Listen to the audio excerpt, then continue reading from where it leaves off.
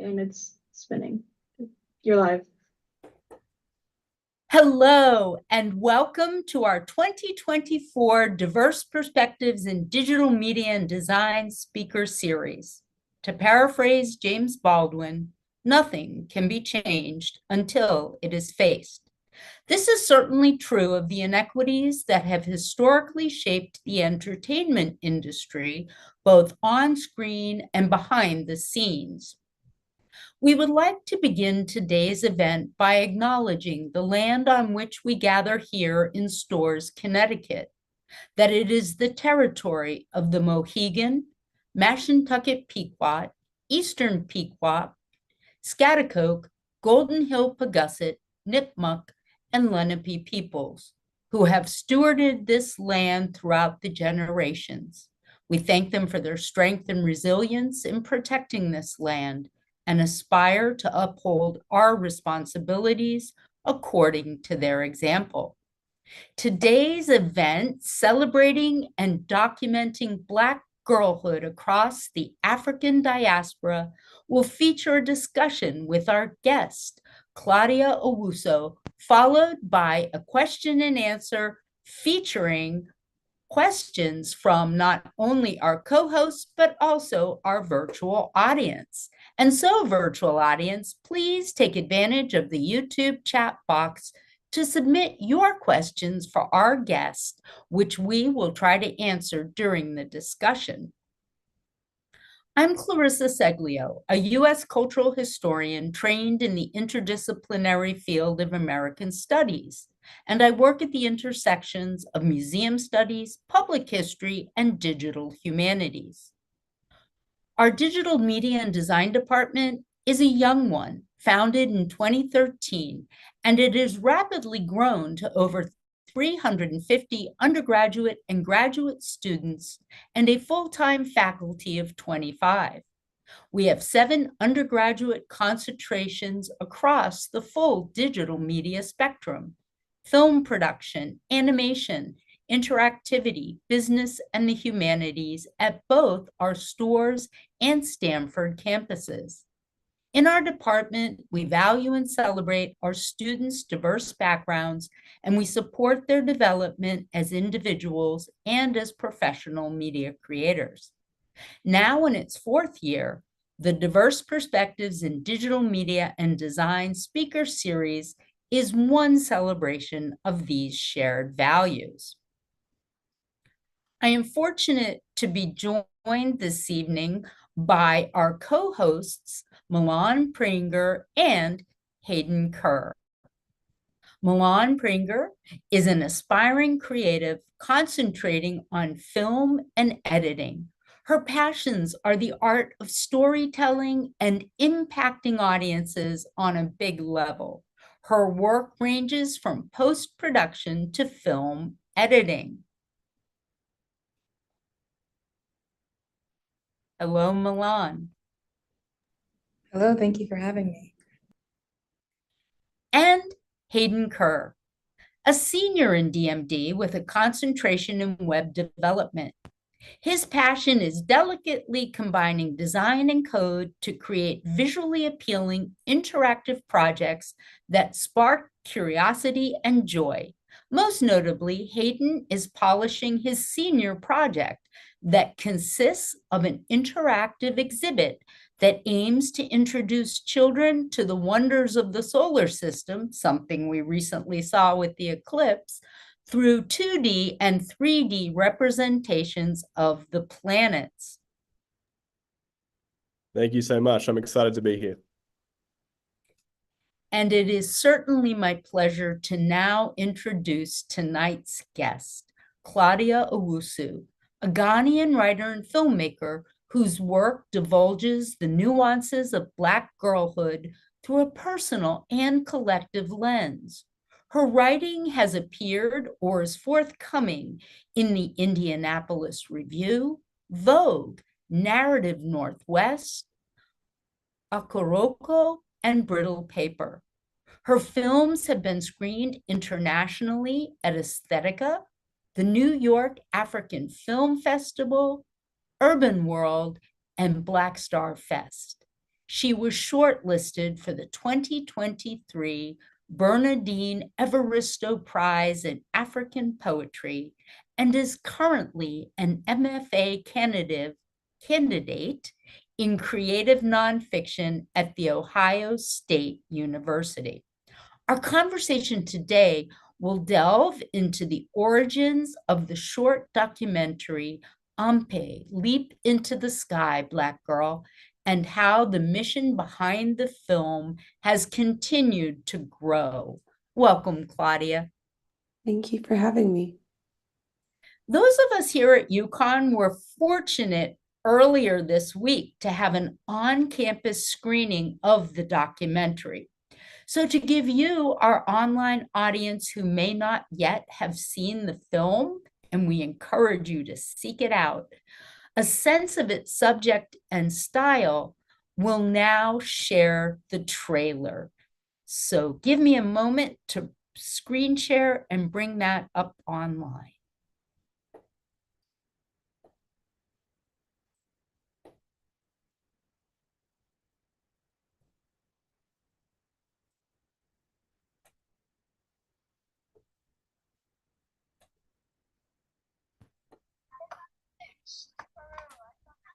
Ampe is a traditional Ghanaian game where you basically jump and throw your legs. I just saw girls playing it during lunches and like during breaks in school. Sometimes you can start from one place, but by the time you realize you are somewhere else. It makes you feel powerful. Like you don't have a care in the world. We women don't have particular games assigned to us or adopted by us. But Ampe is a game that as soon as you mention it everywhere, they know it's a female game.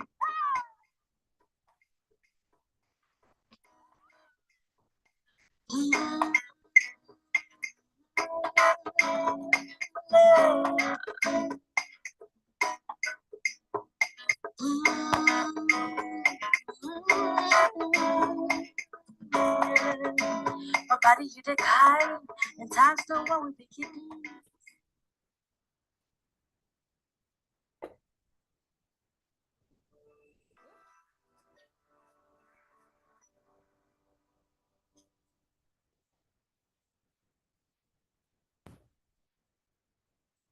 Excuse that little extra flourish added by my YouTube self-scroll.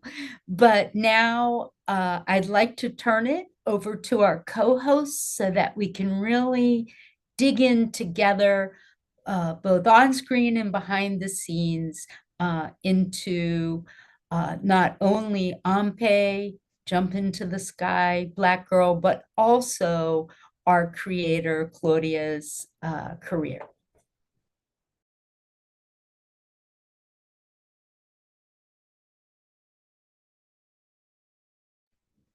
So my first question I want to ask if you could elaborate more on the inspiration behind creating a film empowering young girls, and what were your kind of goals behind it?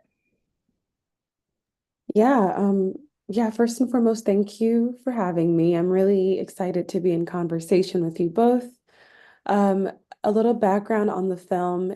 It's based out of Columbus, Ohio, and Accra, Ghana, because they're sister cities.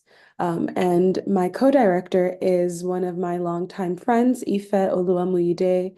And we have both always been interested in the creative arts, but specifically film, and wanted to really contribute to the narrative lineage that we were seeing of Black girls on screen. We love any film centering Black girls and coming of age narratives around Black girls specifically. And so, for example, I think there's been a recent film like, Miss Juneteenth, Selah and the Spades, etc. And so whenever any of those films would come out, Ife and I would always just talk about it. And that kind of fanned our desire to also create, either by way of narrative films or even documentary films. We really just wanted to contribute to depictions of Black girlhood on screen. And so that's kind of how the idea began for us, just really thinking about what already existed and then where we could fit in on that conversation by just truly telling what we know. Yeah, thank you for that answer. Also a pleasure to have you join us here. I really appreciate this opportunity to have this conversation. Speaking more on Ampe, Could you discuss the process of documenting the experiences of young Ghanaian women in both Columbus and Accra? So what were some of the common themes or differences you observed in their relationship to the tradition and their cultural identity? Yeah, I think early on within our pre-production phase, it started to become clear how much of a coming of age ritual Ampe was. I think on the end of the, Ghanaian American girls in Columbus, Ohio, there was this sense of nostalgia, and also the sense of isolation because they had physically left the country, and sort of in the new community that they existed in, it wasn't as common to see Ampe being played. And then I think on the opposite end, the girls in Ghana also held that same feeling of nostalgia, but maybe with a little less isolation, just because even if you are not playing it, you may hear it from a distance while driving through traffic, or may see schoolgirls in a neighboring school playing the game. And so I think the emotional weights and the investments were definitely the same. And all around, there was this sort of agreement about how impactful the game of Ampe had been. But I'd say that the girls in the diaspora, there was a bit more of an isolation in their reflection whenever they shared about their experience with the game. Thank you for that. Mm-hmm. I was wondering if you could discuss the process of documenting the experiences of the women, and if there were any kind of themes that you noticed or any stark differences as well. Yeah, I think the process, something that really helped us was just really trying to be intentional about pre-production. So even before we were sure what the heart of the film was going to be, we had already called around, and kind of interviewed, set up Zoom meetings with other girls that, were in our community. So really just getting a consensus. And I think we did that because we believed in the idea and we could see the thesis formulating, but it was another thing to have other girls sort of share their own experiences of the game and then have sort of the thesis of the film be confirmed. So I think that really helped us as far as the development of the film goes and maybe the themes that we were following. So for example, we could sense that feeling of nostalgia, we could sense that feeling and that theme of coming of age rituals, but also in the preliminary interviews, we could sense sort of an ongoing thread of confidence or voice or safe spaces, and then also community and sisterhood. So I think the more we talk to other girls around us, the more these themes were sort of coming together in a way that we could, I guess, organize because we knew that, okay, cool, the main theme is a coming of age ritual, and then maybe some of these sub themes are about leadership, sisterhood, friendship. And so I think that helped us think about the narrative beats in the film just by way of the interviews that we conducted in pre-production.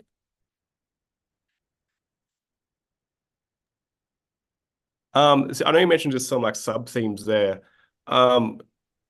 Just to elaborate a little bit more on that, in what ways did the documentary sort of contribute to the broader conversations about gender, culture, and traditional games? Yeah, I think a big response that we always get, after sharing the film or screening it, especially within Ghanaian audiences, is that people never thought to perceive the film and to perceive the game in such a way. Even in our pre-production, fundraising was such a big part of our ability to finance the film. And so whenever we tell people, oh, we're making a game about Ampe, people kind of laughed or like looked at us really interestingly. And I think there is something to be said about girls' games, and how maybe overlooked they are when it comes to conversations of, just the mundane yet formative experiences that we have as Black girls.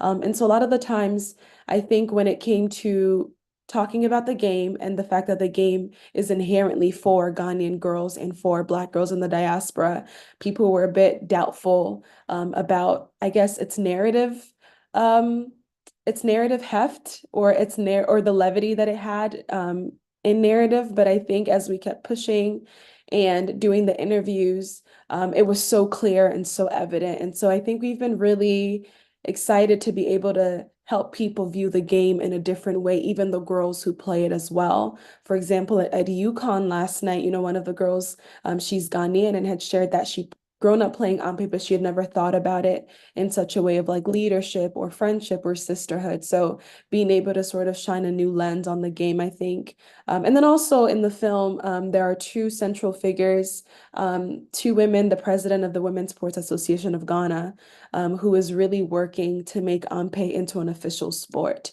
So there is this turn of age, if you will, thinking about the value of women's contributions, even in such a mundane space as like the playground. Thank you so much. That was a very insightful answer. Thank you. I was curious on what your hopes for the film will be overall, if you're kind of hoping if it will impact the self-esteem of young girls and what that could foster for them as well. Yeah, I think a big hope that we have is that we can inspire other young Black girls of all ages to contribute to the narrative lineage within their community. We, again, have been really impacted by other films by Black women filmmakers. And then growing up in Columbus, Ohio, there's a large African population. And so it's been nice to be able to create something that is wholly dedicated to this community that we belong to. And so sort of an analogy that I can make is like thinking about it like beads on a necklace. So it's like we have the bead of Ampe on this necklace, and hopefully other Ghanaian girls and African girls and Black girls in the diaspora can kind of also contribute their beads into like making this necklace and, pulling together our narrative lineage across space, time, and yeah, themes. We really just are excited to see what comes after this. Gotcha, thank you. I also wanted to follow up and ask if there are any certain films off the top of your head that really impacted you growing up and helped you create this.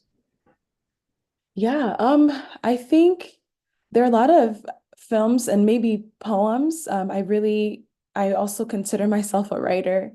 And so just really reading a lot of poems and works by African poets, African women poets was really integral. And then also just visually, we had pulled together a mood board and a color scheme for the kind of look that we wanted for the film. And so, like I said before, there was Miss Juneteenth, also Selah and the Spades, If Beale Street Could Talk. And then I think on the more writing end, I was really moved by like the work of a Somali American poet, Ladan Osman, as well, and just the way that she writes about not only girlhood, but spectatorship and like looking and watching and what it means to be a witness. And so that was really integral, I think, when it comes to Ampe, thinking about the collection of women playing the game or the collection of girls playing the game and what happens when Black girls gather. So I think it really moved a lot through both past films that we've watched and then also poems and essays that we spent time with in our pre-production phase. Yeah, so obviously this was quite an enlightening experience for you as an artist, and even just as a person. It obviously took you to different places around the world. Could you like maybe mention some of the most memorable sort of experiences or stories that you encountered while filming? Yeah, one of my favorite scenes in the film is the salon scene in which girls from all over Accra file into the salon and sit together talking, and their voices get lost in the chorus, but there's a lot of laughter. And I think that is memorable because in that moment, the girls are seated in a circle and the camera is in the middle. And so it circles around them as they're talking. And so I was right behind the camera person and just hearing them talk and hearing, I throw out a question and then the question would just take on a life of its own and blossom into this thing that kept on going forever. And so just really feeling in that moment that everything that we had been working for had led up to this circle of women felt really affirming and really beautiful. And I think as someone who grew up playing Ampe, it was really hard to stay in that directorial role and not like jump in to contribute my own experiences because it was not about me.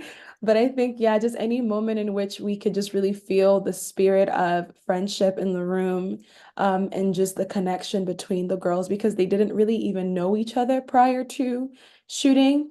And then I'd say that another memorable moment that I can think of is in one community screening that we did, one of our cast members was present.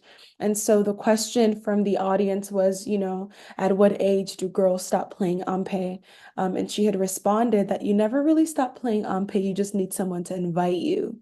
And so that really shifted, again, the perception of even how we were talking about the film post-production wise, and just really kind of thinking around our screenings and our conversations around the film as a means to implore or to extend an invitation to Black girls throughout the diaspora to keep on playing and to keep that spirit of childhood going even as we age. So I'd say those are my top two moments around the film. Amazing. Thank you for sharing those experiences. I wanted to ask, how do you believe your film fosters a sense of community among young girls, especially being a female filmmaker and making this documentary so heavily about women? Yeah, I think from the get-go, we want it to be for girls and women by girls and women. And so that alone was sort of our driving force. But I think we've pushed it a little bit further by thinking and formulating workshops around the film, just to really draw conversation and to, again, keep that spirit of play going. In our conversations with women from, say, pre-production, even up until now in our community screenings and talkbacks, there is this ongoing understanding that Black girlhood is not finite, but it is something that continues on with us beyond time and beyond age. And so I think, one, by making the film accessible, to Black women and girls who may not otherwise be able to see it, has been our way of extending that, again, motivation to create it for girls and women. And then I think, too, allowing there to be like a conversation and a sounding board where we're able to share our experiences in a space that is safe has also been a way that we have kept up this motivation of, again, making the film for and putting it in the hands for Black girls and Black women. Yeah, and I guess getting a bit more technical with the conversation. With this film, like what sort of techniques or storytelling approaches did you use to ensure that the message of empowerment resonated strongly with your audience? Yeah, I think one thing that we wanted to emphasize was just the spirit of sisterhood. And again, a question that we kept asking ourselves is what happens when Black girls gather? And I think, any Black girl, even though we may not fully know each other, as soon as we see each other, there is sort of an acknowledgement and a draw that is established in everyday life. And so that's something that we all really value. And so we wanted to make that evident on screen. So just following that question of what happens when Black girls gather, and then also thinking narratively about the locations that we were working with. So one, there's Columbus, Ohio, and then Accra, Ghana, which are sister cities. So just really thinking about the rhythm and the colors of both cities and how we can utilize it as a backdrop to talk about the immigrant experience, but also not going too off course on that topic. And then I'd say, too, using Ampe as a main character in the film. So by having both of the girls in each country / state or city, if you will, discussing Ampe, we knew Ampe's energy and we knew its rhythmic movements, as a game. And so we felt as if naturally, by leaning on their memories and their experiences, it would invite in the joy. And so we have the sister cities, and then we also have the girls, and then we have Ampe as a character. And so I think organizing the narrative that way allowed us to kind of maintain the technique of the story and the narrative arc that we wanted to follow. And then I'd say visually too, we really thought about colors with both cities, and then also colors for the girls, especially thinking about complexion and making sure that, Black girls are lighted properly on screen. And then I'd say too, Thinking about the lighting, we often prioritize the girls being backlit, just because we wanted to emphasize this idea of otherworldliness and magic when Black girls gather. And so these are some of the movements that we took when planning our production phase.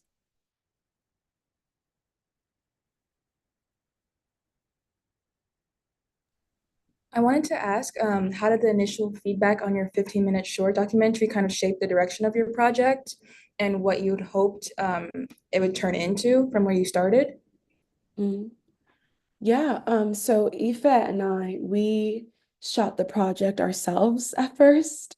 In 2020, once we came into the idea of the film. So the idea actually came about because there was a picnic that we all attended, and at the end of the picnic, we started playing Ampe and kind of seeing these otherwise very, timid or reserved girls get out of character, if you will, to play and jump and be really argumentative and defensive, was what inspired the film. And so that summer we just shot it ourselves, and we had Aoife's brother stand in as like our boom operator, and he would just hold the mic during our interviews, while I worked as like an on-screen on-pay person, and Aoife was behind the camera, and we just would take turns.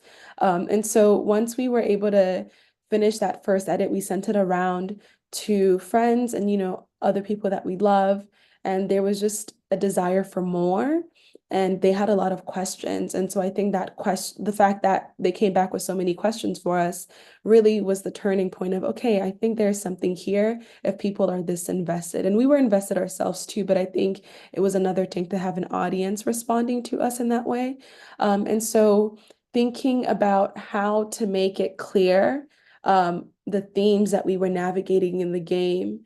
Because I think in the first section of it, in this current edit or in the final edit that we have of the film, there is sort of like a braided narrative where we're hearing from several girls across the cities. Whereas like in the first one, it was more sectioned off. So you hear one person tell their full story, and then another person tell their full story, and then another tell their full story.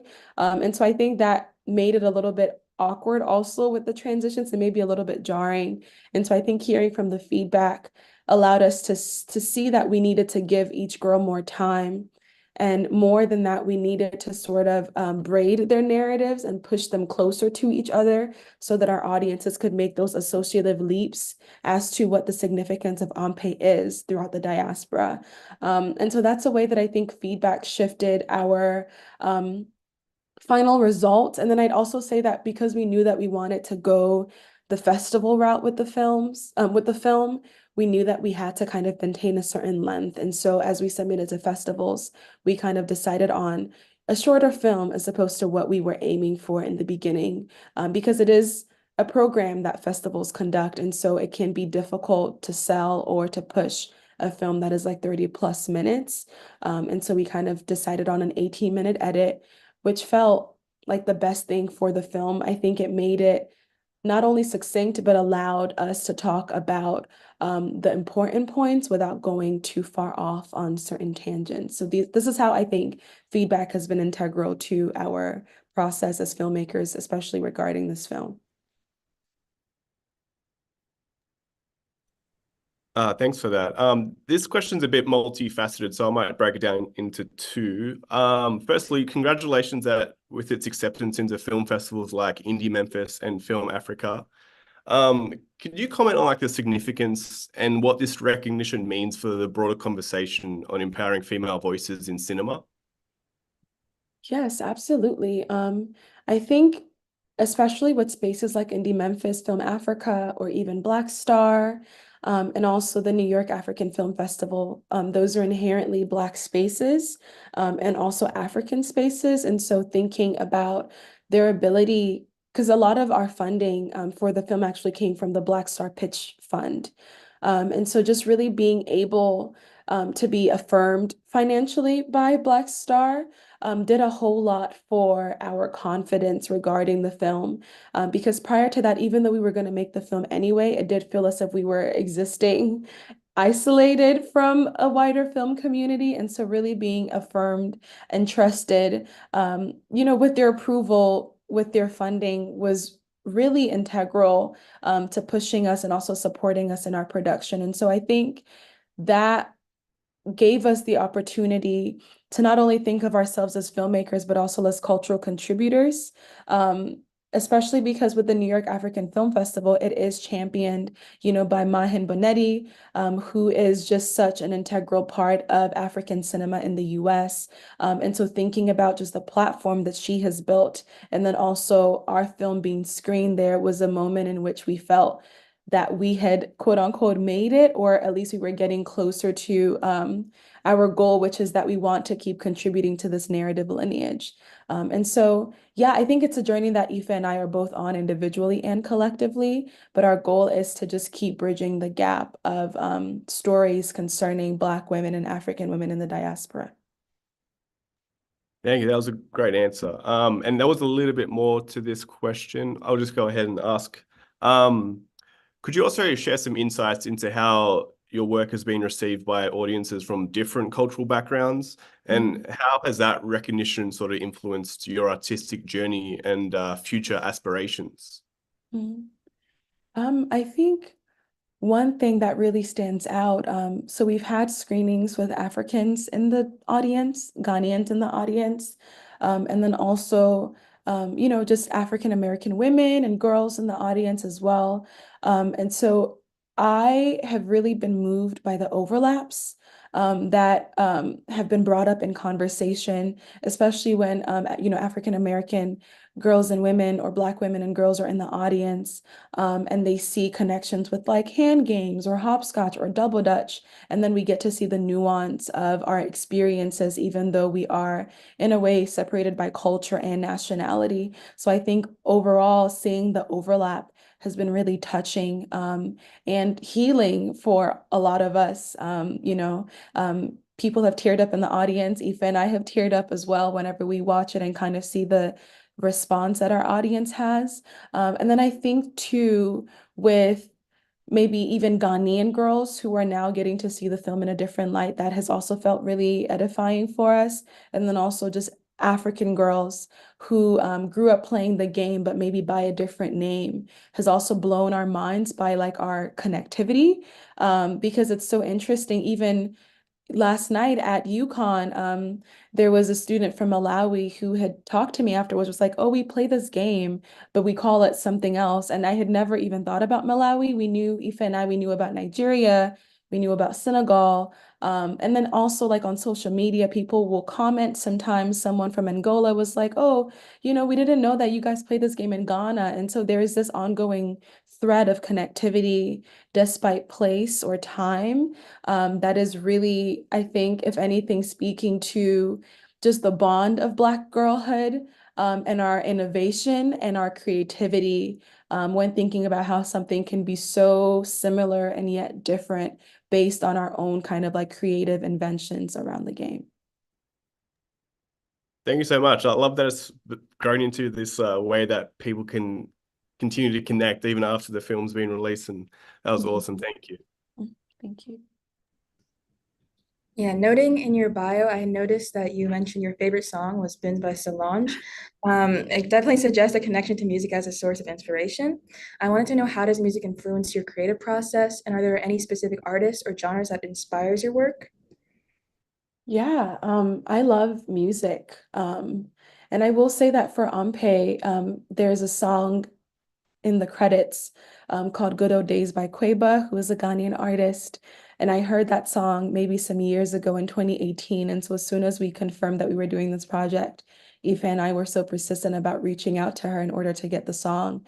And that song almost felt like an early thesis, even before we knew what the film was going to be, because she's talking about all these memories on the playground and like how we're not supposed to forget those good old days. And so that song was so integral to, it felt like a light at the end of the tunnel. Like we knew that once the film was finished, we would have the song. And so it kind of kept us going in a lot of ways. But I will say that for me, I am, a curator of playlists. As we speak, I am always inventing a new playlist, especially around a project. And even for Ampe, we curated a playlist just to kind of think about, again, the mood and the voice of the film. And, if the girls in the film were to be playing a song, what might that song be?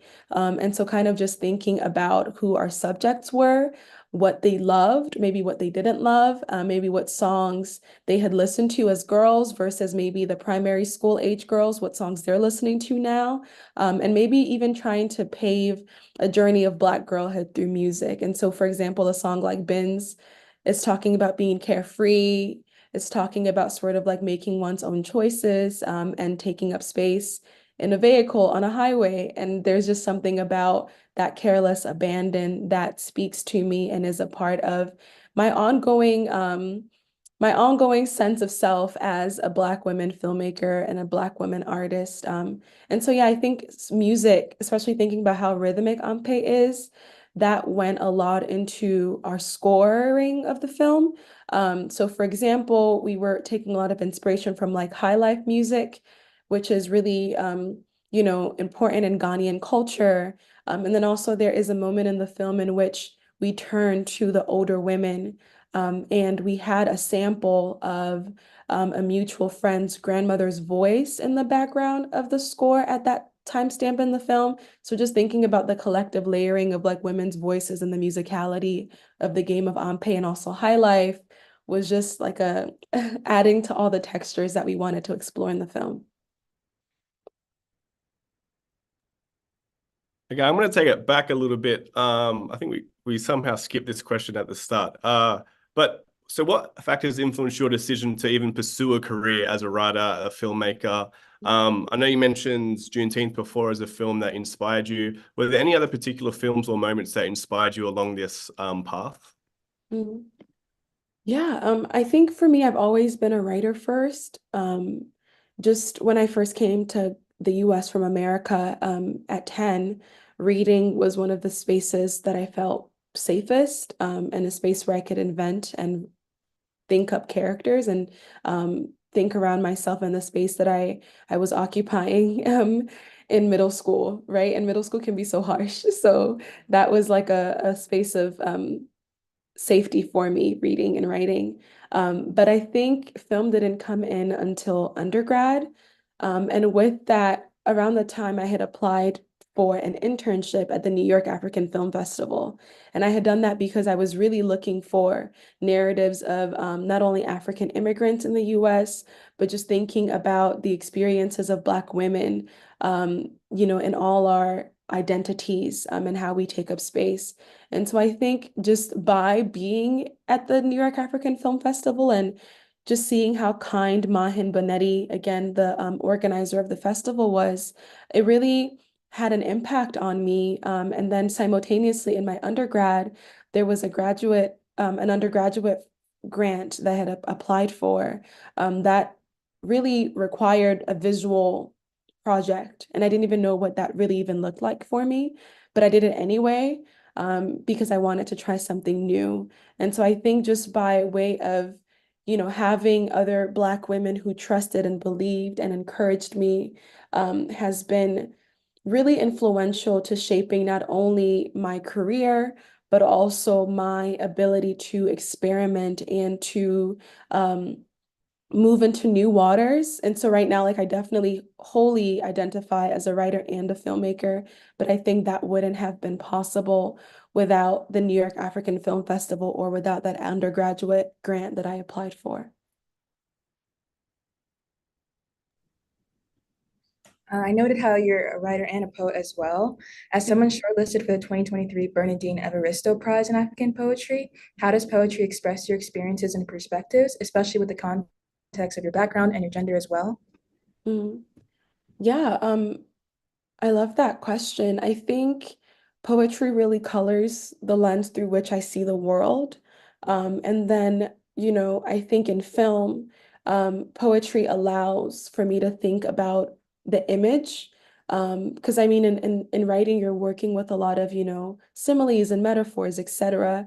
But then I'm thinking about what the equivalent can be like on screen. How can I paint this image in a way that, tethers not only my reader, but also my viewer to the story that I am telling. And so I think that is sort of how poetry is shaping my experience of filmmaking. And then I will also say that culturally, I speak a language called Tree, and so Tree is a very poetic language. Even sort of in the simplicity of like our sentences, there is a lot of poetry embedded. And so thinking about how that can also be conveyed in my films as well, or like in my work, maybe through the spaces that I'm creating for my subjects. And then I think too, in poetry, you are often at times telling a story within a few, within a few lines. And so thinking about that project of time and how do you work against time to tell something the best way that you can. And I think that is helping me to be more judicial with my cutting, especially in film, because, theoretically we can keep an audience here forever, but who's going to enjoy that? And so thinking about how I can always make judicial cuts just because of my own work as like a reader in poetry and then also a writer of poetry. I guess sort of expanding on that a little bit, the same sort of line of thought. As an MFA candidate in creative nonfiction at the Ohio State University, what are some of the key lessons or experiences from your program that have shaped your approach to storytelling? I will say that something that studying creative nonfiction in the writing form has really taught me is the freedom to speculate. Mainly because when writing essays or memoirs, etc., there's often so much that one does not know.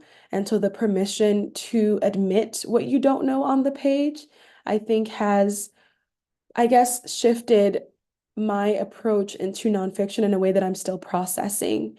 And I think too, I've been thinking a lot about like the personal that is embedded in writing about oneself on the page versus say the distance of interviewing someone else and then having to cut their story and their recollection of their story. And so there is a little bit of like a personal self on the page versus maybe a more distanced spectator when thinking about someone else's story. And so I'm still negotiating, and I don't have maybe the perfect answer, but I'm still negotiating what speculation looks like in my work as a writer, and then also maybe even in my work as a filmmaker, and what it means to bridge in the gaps when navigating a story. And I think in film, we can do that with like B-rolls and voiceover.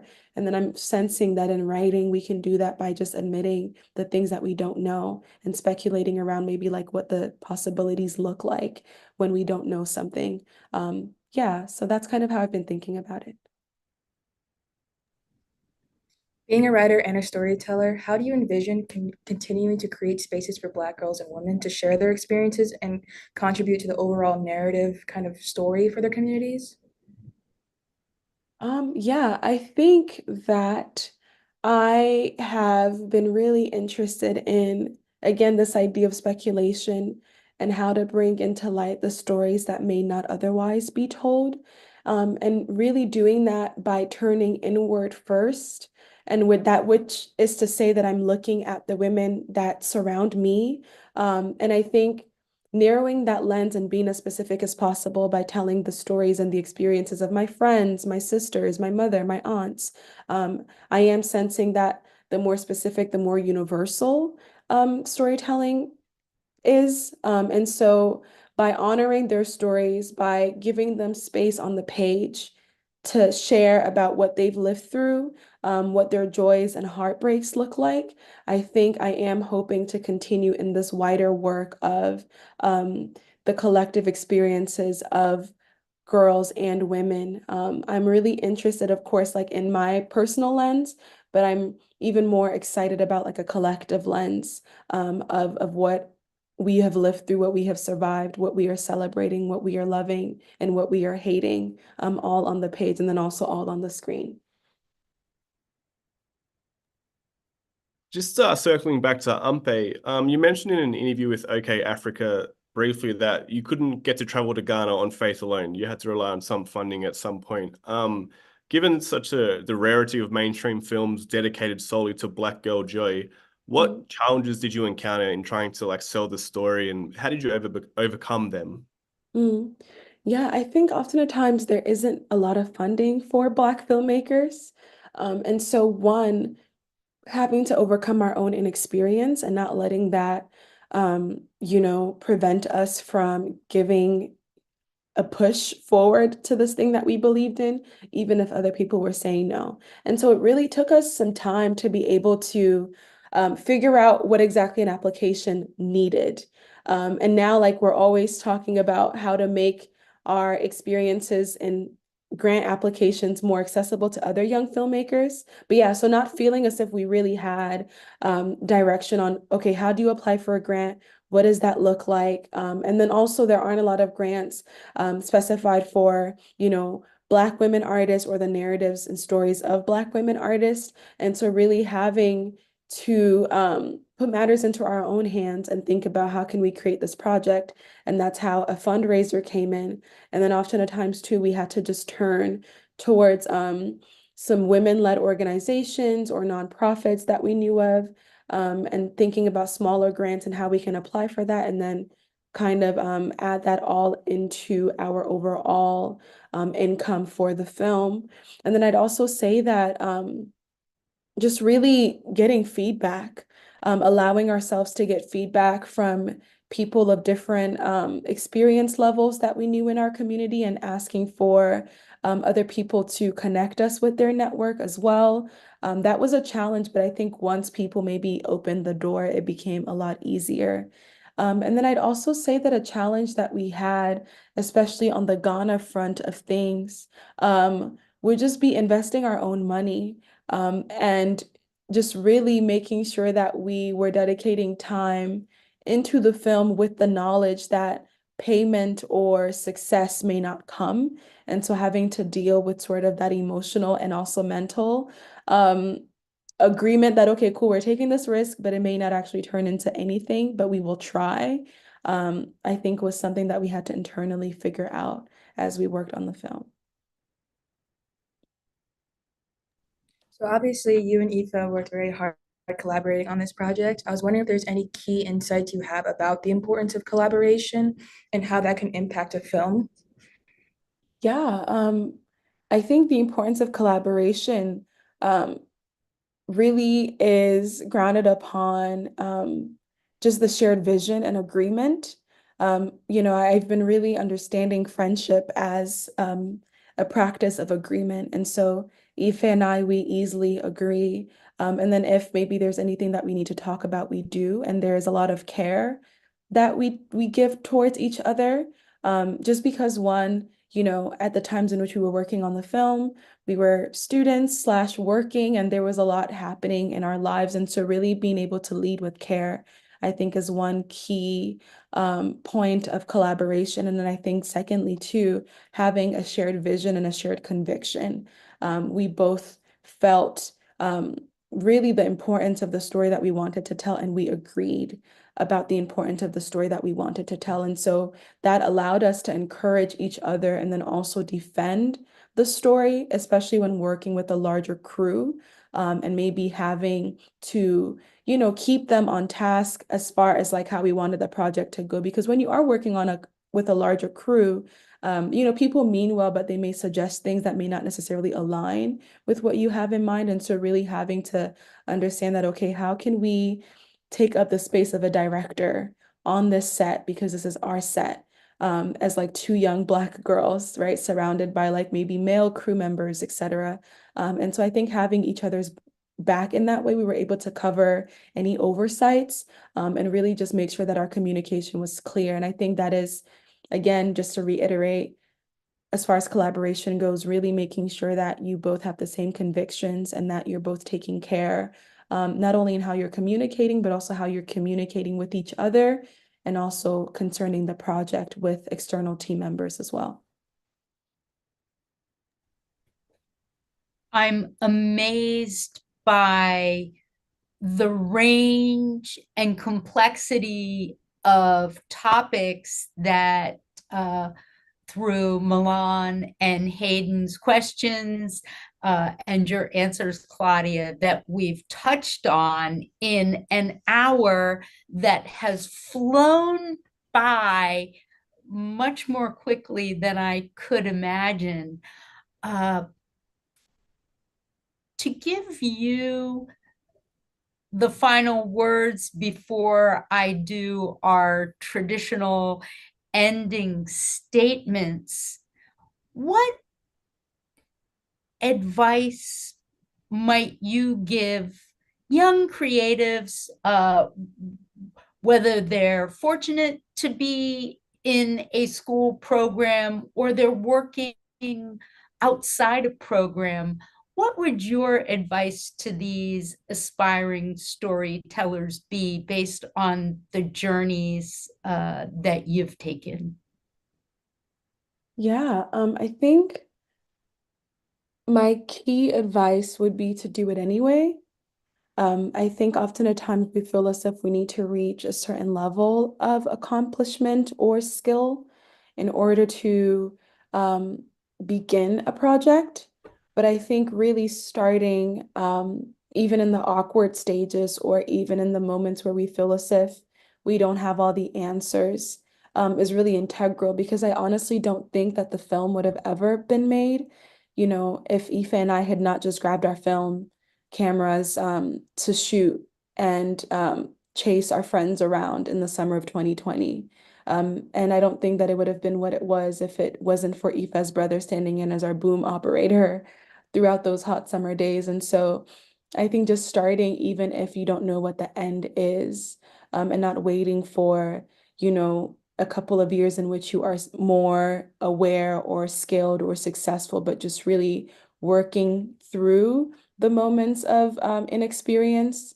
And that's what builds experience, essentially. So not letting inexperience or not letting those kind of things prevent you from starting, but using that as sort of,